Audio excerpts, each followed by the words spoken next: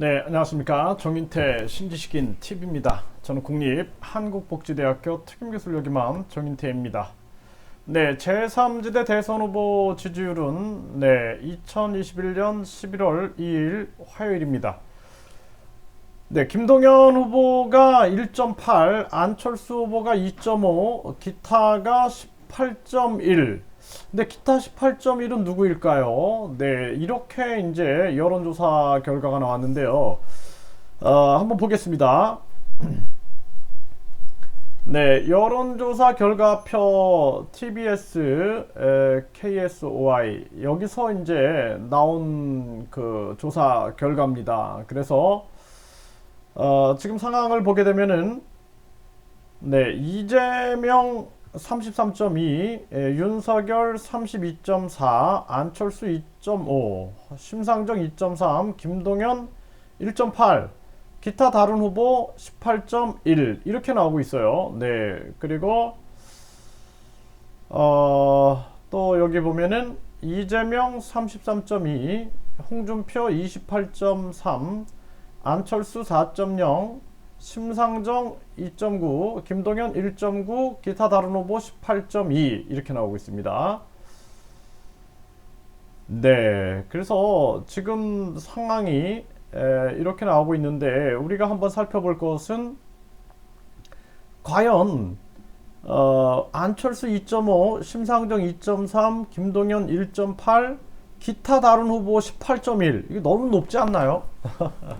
네, 기타 다른 후보를 좀 이게 조사를 했어야 되는데 조사를 안 한 거 이게 굉장한 의문이 될 수밖에 없습니다. 다른 조사 결과를 보게 되면은 윤석열 37.3, 네, 이재명 31.5, 심상정 4.6, 안철수 2.9, 허경영 2.2가 나오게 됩니다. 2.2.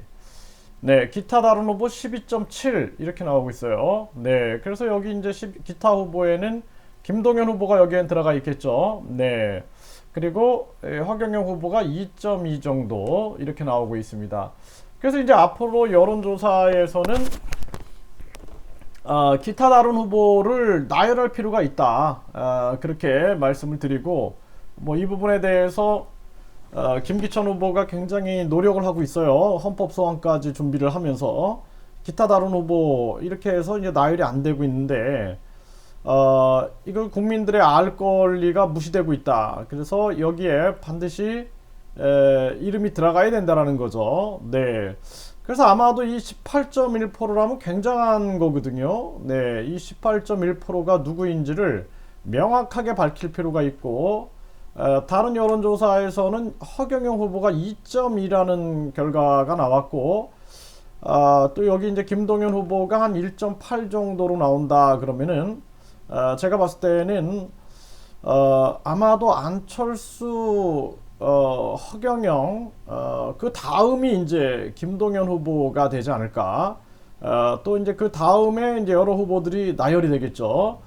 그래서 앞으로 이제 11월 5일이 되면은 국힘당 후보가 결정이 될 텐데 국힘당 후보가 결정이 되면은 그 결과 이제 이후로는 제3지대 후보들의 이름들이 많이 등장하겠다라고 생각이 들고요.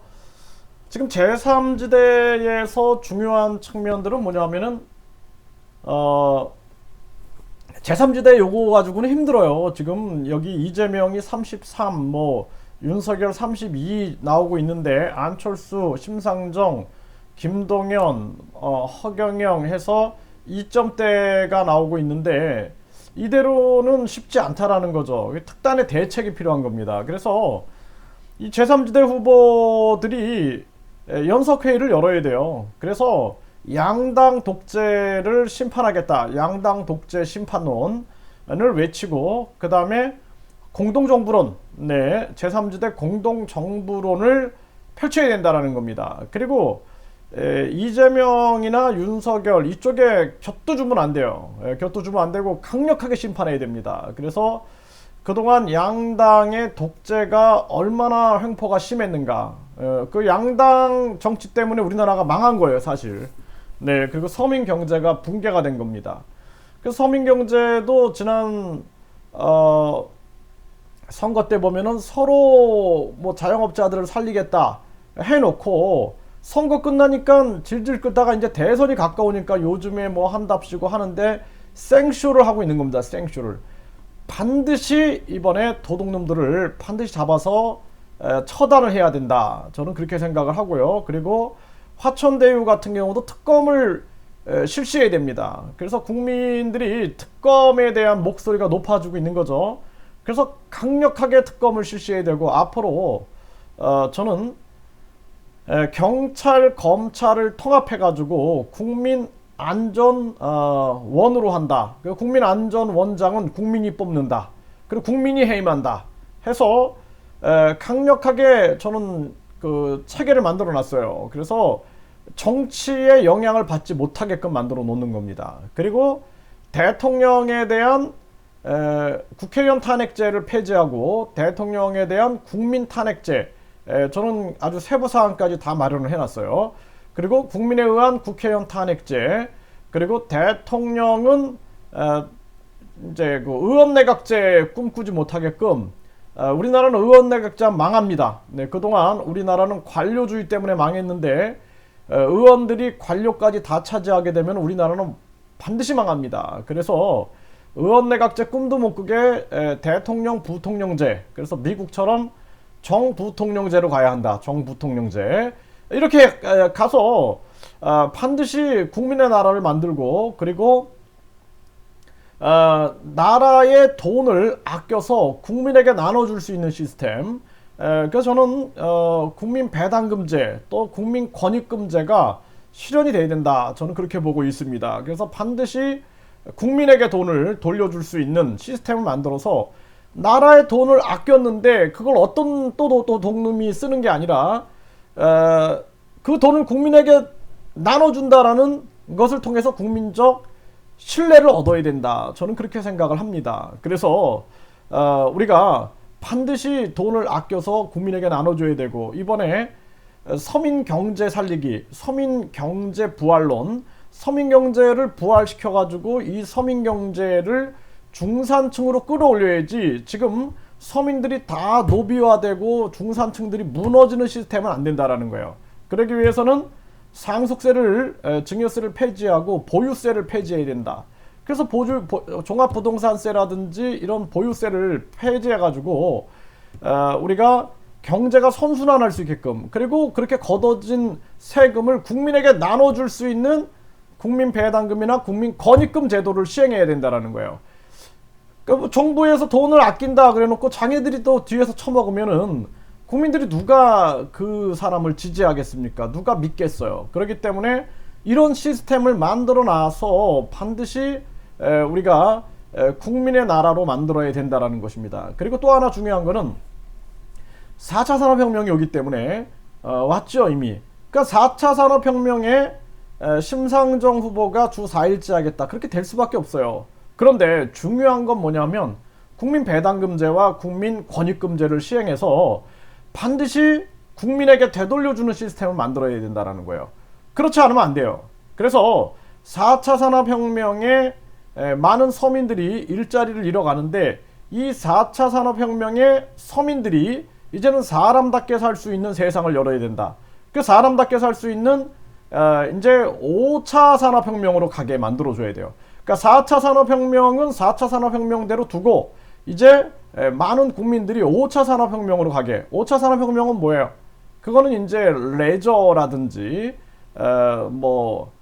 패션이라든지, 그러니까 또 자아실현, 자신이 자아를 실현하는 자아실현이라든지 또는 영성산업 쪽으로 갈 겁니다. 근데 이 영성산업도 가장 중요한 게 뭐냐면은 사람의 행복이라는 게 가장 중요한 거예요. 사람의 행복. 그래서 제가 초중교대학원에서 항상 얘기하는데 누가 사이비냐?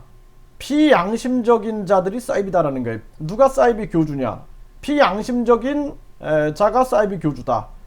종교의 기준은 없다라는 거예요. 그래서 가장 양심적인 성직자가 있다. 그 사람은 제대로 된 성직자고, 사이비, 누가 사이비냐? 비양심적인 성직자가 있다. 그 사람이 바로 사이비다라는 것입니다. 그렇기 때문에 우리가 앞으로 많은 사람들이 사람답게 행복하게 살 수 있는 그러한 세상을 열 수 있는 이제 5차 산업혁명으로 가게, 또 6차 산업혁명으로 안내할 수 있는 그런 시야를 가진 그러한 제3지대가 돼야 된다. 그래서 저는 제가 뭐 윤석열, 뭐 이재명 뭐 이쪽으로 가는 게 낫지 않습니까? 이렇게 조언하는 사람도 많아요. 근데 저는 제가 강력하게 저 거대 양당을 심판해야 된다라는 사명을 가지고 있어요. 제가 그동안 보니까 우리나라를 망친 자들이 저 양당 독재다. 그동안 저 양당들이 당명만 바꿨어요. 계속. 네, 계속 당명만 바꾸고 자기들끼리 그 바지 사장만 바꾼 거예요. 바지 사장만 바꾸면서 자기들이 다 헤쳐먹으면서 결국에는 기득권 공화국을 만들었다. 저 기득권 공화국을 심판할 수 있는 반드시 양당 심판론, 양당 독재 심판론을 들고 나와야 된다.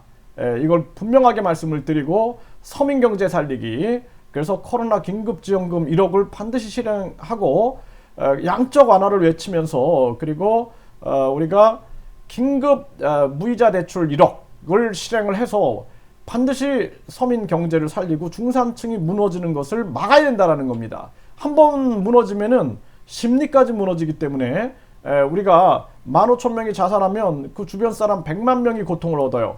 우리 사회가 우울증에 빠지게 됩니다. 사회적 집단 우울증에 빠지기 때문에 반드시 우리가 이걸 막아내야 된다. 그리고 공동정부론을 만들어서 공동정부를 구성하겠다 해서 인재를 불러 모아야 돼요. 인재를. 많은 지금 인재들이 더러운 정치에 손담고 싶지 않아가지고 정치를 외면하고 있는 그러한 인재들이 많은데, 저 거대 양당만 심판하게 되면은 그런 인재들이 나와가지고 세상을 아름답게 만들 수가 있어요. 그런 우리가 책임 총리, 책임 장관론을 외쳐야 된다. 이렇게 말씀을 드리고요. 그 다음에 이제 우리가 4차 산업혁명에서 로봇 인공지능 시대를 열되 반드시 국민권익금 제도를 만들어서 로봇 회사를 국민들이 주주가 돼서 국민들이 통제하지 않으면 나중에는 로봇에게 지배받는 세상이 올 수가 있다.